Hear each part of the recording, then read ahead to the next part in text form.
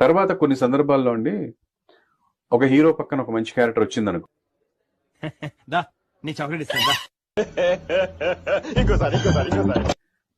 నా డేట్స్ కోసం hero wait చేస్తున్న పరిస్థితి.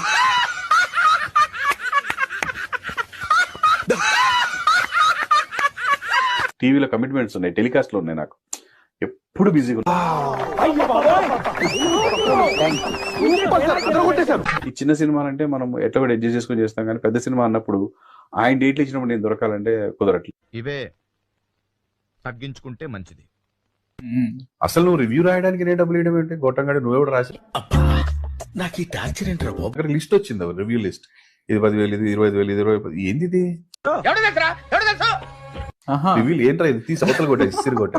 మనం నాశనం అయిపోయినా పర్వాలేదు, పక్కాడు బాగుపడకూడదు. అదేరా మన Indian psychology. I love you రజ్.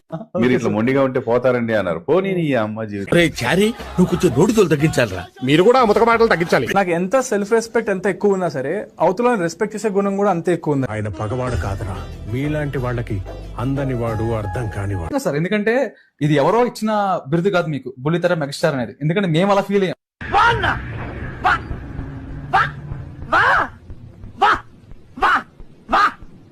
నాకు వెండితెరలో ఆయన, బుల్లితెరలో ఓపెన్ చేస్తా మమ్మల్ని అంత ఎంటర్టైన్ చేసింది.